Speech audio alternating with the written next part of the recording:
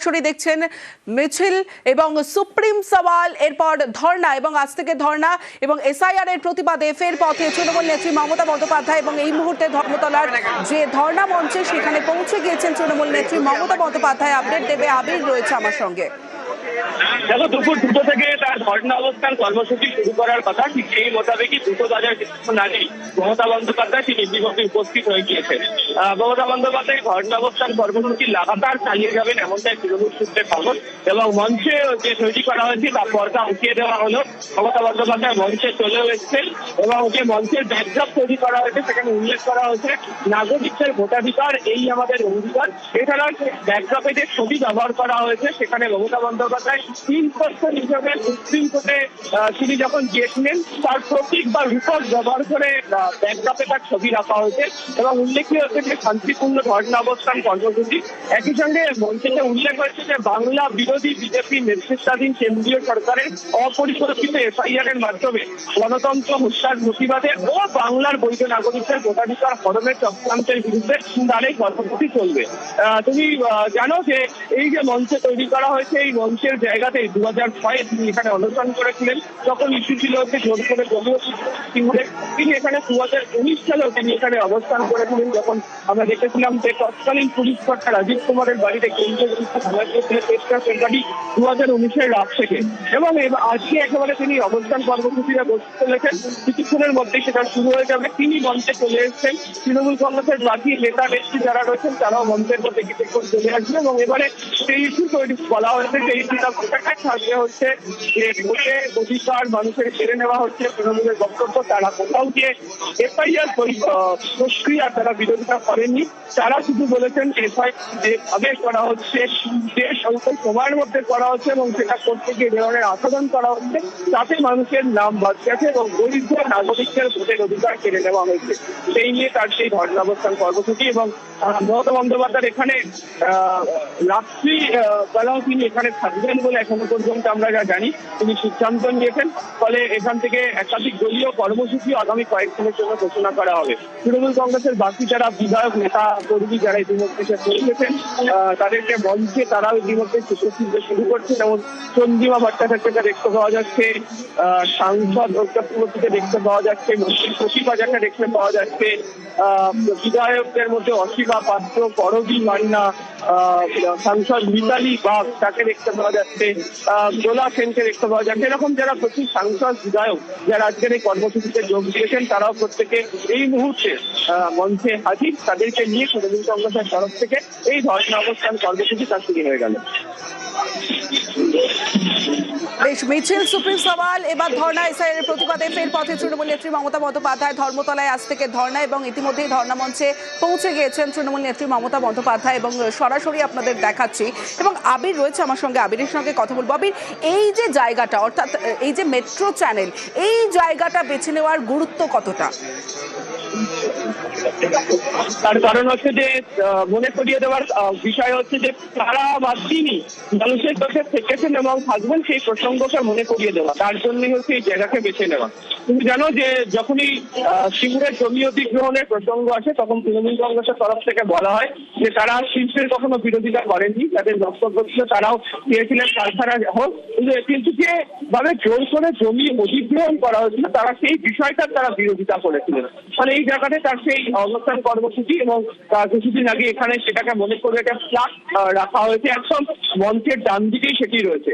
এবং এই জায়গাতে অবস্থান করতে এসে বুঝিয়ে দেওয়া হচ্ছে যে ধর্মতলার মতো একটি জায়গাতে যেখানে বিভিন্ন ধরনের ঘটনার রাজনৈতিক ঘটনাবলী, বিভিন্ন কিছুর সাক্ষী বহু মানুষজন হয়েছেন এবং গোটা রাজ্যের মানুষজনকে এখানে সঙ্গে নিয়ে এসে বার্তা যে তারাই পাশে থেকেছেন, তারাই ভোটের অধিকার রক্ষা করার জন্য তারা যে চেষ্টা তারা সেটা করেছেন। সেই কারণেই মমতা বন্দ্যোপাধ্যায় জায়গাকে বেছে নিয়েছেন এবং তার যে অবস্থান কর্মসূচি তা তিনি শুরু করছেন।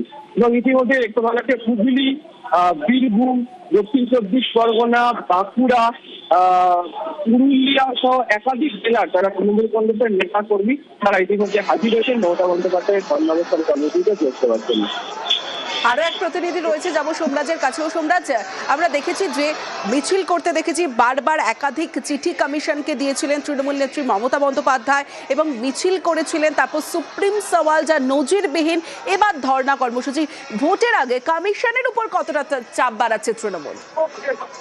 দেখো, অবশ্যই কমিশনের উপর চাপ তো বাড়াচ্ছেই, কারণ আজকে যদি তুমি ধর্নার যদি বিষয়বস্তু দেখো, সেখানে তৃণমূল কংগ্রেস বলছে যে নাগরিকদের ভোটাধিকার এই আমাদের অঙ্গীকার। কিন্তু তাই নয়, তৃণমূল কংগ্রেসের তরফে যে বিভিন্ন ব্যানার পোস্টার লাগানো হয়েছে, সেখানে বারবারই বলা হচ্ছে যে কেন্দ্র সরকার এবং বিজেপি একযোগে এসআইআর এর মাধ্যমে বাংলার ভোটাধিকার নষ্ট করার চক্রান্ত করছে, ভোটার তালিকা থেকে নাম বাদ দেওয়ার চক্রান্ত করছে। আর এই ইস্যুকে সামনে রেখেই মমতা বন্দ্যোপাধ্যায় এই শান্তিপূর্ণ ধর্ণা অবস্থান কর্মসূচি। তুমি দেখেছো, মমতা বন্দ্যোপাধ্যায়, অভিষেক বন্দ্যোপাধ্যায় একসঙ্গে শহরের রাজপথে মিছিল করেছে। বি.আর. আম্বেদকর মূর্তি থেকে জোড়াসাঁকো ঠাকুরবাড়ি পর্যন্ত মিছিল করেছে। যেদিন থেকে রাজ্যে এসআইআর শুরু হয়েছিল, ঠিক সেদিনই মমতা বন্দ্যোপাধ্যায়, অভিষেক বন্দ্যোপাধ্যায় শহরের রাজপথে মিছিল করেছে এবং সেই মিছিল থেকে বারবারই একটা দাবি উঠে এসেছিল যে বৈধ ভোটারদের নাম বাদ দেওয়া যাবে না। শুধু তাই নয়, তৃণমূল কংগ্রেসের তরফে বারবারই এই দাবিকে রাখা হয়েছিল, বৈধ ভোটারদের নাম বাদ দেওয়া হলে দিল্লিতে গিয়ে তারা আন্দোলন করবেন। মমতা বন্দ্যোপাধ্যায়কে আমরা দেখেছি যে জাতীয় নির্বাচন কমিশনের দপ্তরে গেছেন, দেশের মুখ্য নির্বাচন কমিশনারের সঙ্গে বৈঠক করতে গেছেন, কিন্তু সেই বৈঠক তারপরে বয়কট করে বেরিয়ে এসেছেন মমতা বন্দ্যোপাধ্যায়, কারণ জাতীয় নির্বাচন কমিশনের তরফে তিনি সদুত্তর পাননি এবং সেই কারণে তিনি বৈঠক বয়কট করে বেরিয়ে এসেছিলেন। শুধু তাই নয়, এসআইআর এর নামে এসআইআর এর তরুণ যারা মারা গিয়েছেন তাদেরকে তিনি দিল্লিতে দেখেছেন, তাদেরকে নিয়েও তিনি জাতীয় নির্বাচন কমিশনের সদর দপ্তরে গেছেন। কিন্তু তাই না, তৃণমূল কংগ্রেসের তরফে দাবি করা হয়েছে এখনো পর্যন্ত 190 জনের মতো মারা গেছেন এসআইআর এর জন্য হয়রানির ঘটনায়। বিএলও থেকে শুরু করে সাধারণ মানুষ যাদের নাম আন্ডার অ্যাডজুডিকেশনের তালিকায় রয়েছেন, তারা আতঙ্কে মারা যাচ্ছেন। কেউ আত্মহত্যা করেছেন বিএলওদের ওপর কাজের চাপ থাকার কারণে। এই ইস্যু নিয়েও মমতা বন্দ্যোপাধ্যায় বারবার সরব হয়েছেন। একাধিক চিঠি জাতীয় নির্বাচন কমিশনের মুখ্য নির্বাচন কমিশনারকে তিনি চিঠি দিয়েছেন, কিন্তু তিনি এই চিঠির উত্তর এখনো পর্যন্ত পাননি। জানিয়েও মমতা বন্দ্যোপাধ্যায় সরব হয়েছেন। সম্প্রতি আমরা দেখেছি গত 28শে ফেব্রুয়ারি নির্বাচন কমিশন এসআইআর এর পর ভোটার তালিকা প্রকাশ করেছে, কিন্তু সেই ভোটার তালিকায় 5 লক্ষেরও বেশি নাম বাদ পড়েছে। আমরা এখন খসড়া তালিকা প্রকাশ হয়েছিল দেখেছিলাম, তখন 58 লক্ষেরও বেশি নাম বাদ পড়েছিল। সব মিলিয়ে সংখ্যাটা 63 লক্ষ ছাড়িয়েছে। আর এখানেই মমতা বন্দ্যোপাধ্যায় অভিযোগ তুলেছেন যে চক্রান্ত করে ভোটাধিকার কেড়ে নেওয়া হচ্ছে, ভোটার তালিকা থেকে নাম বাদ দিয়ে দেওয়া হচ্ছে, যাকে কেন্দ্র করেই মমতা বন্দ্যোপাধ্যায়ের এই শান্তিপূর্ণ ধর্ণা কর্মসূচি। কখনই ধর্ণা কর্মসূচি করছেন তিনি, যখন রাজ্যে জাতীয় নির্বাচন কমিশনের ফুল বেঞ্চ আসতে চলেছে। রবিবার রাতে জাতীয় নির্বাচন কমিশনের ফুল বেঞ্চ কলকাতায় এসে পৌঁছাবে। 9 তারিখ ও 10 তারিখ তারা বৈঠক করবেন। ইতিমধ্যেই জানিয়ে দেওয়া হয়েছে বিভিন্ন রাজনৈতিক দলকে, তৃণমূল কংগ্রেসকেও, যে 9 তারিখ সকাল 10টা থেকে দুপুর 12টা পর্যন্ত দেশের মুখ্য নির্বাচন কমিশনার বৈঠক করবেন।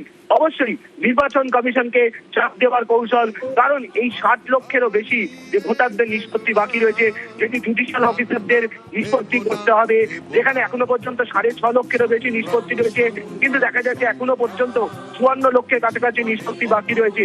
তাই রাজ্যে যখন বিধানসভা ভোটে নির্ঘণ্ট ঘোষণা হবে, যখন মনোনয়ন পর্ব জমা দেওয়ার শেষ দিন পর্যন্ত যেহেতু সাপ্লিমেন্টারি লিস্ট বেরোবে, তাই তার আগেই যেন ভোটার তালিকা বেরিয়ে যায়। আর এটাই এখন নির্বাচন কমিশনের কাছে চাপের কৌশল তৃণমূল কংগ্রেসের মমতা বন্দ্যোপাধ্যায়, কারণ ভোটাধিকার কেড়ে নেওয়া জানিয়ে মমতা বন্দ্যোপাধ্যায় বারবারই সরব হয়েছেন। আর রাজ্যে বিধানসভা ভোটের নির্ঘণ্ট ঘোষণা যখন সময়ের অপেক্ষা, সেই সময় ঠিকই নির্বাচন কমিশনকে চাপে রেখে মমতা বন্দ্যোপাধ্যায় এই ধর্ণা কর্মসূচি, এবং এই মঞ্চ থেকে মমতা বন্দ্যোপাধ্যায় আগামী দিনে এই ধর্ণা কর্মসূচিকে সামনে রেখে কি কি কর্মসূচি নেওয়া হচ্ছে তার ঘোষণা মমতা বন্দ্যোপাধ্যায় করবেন বলেই তৃণমূল কংগ্রেস সূত্রে খবর।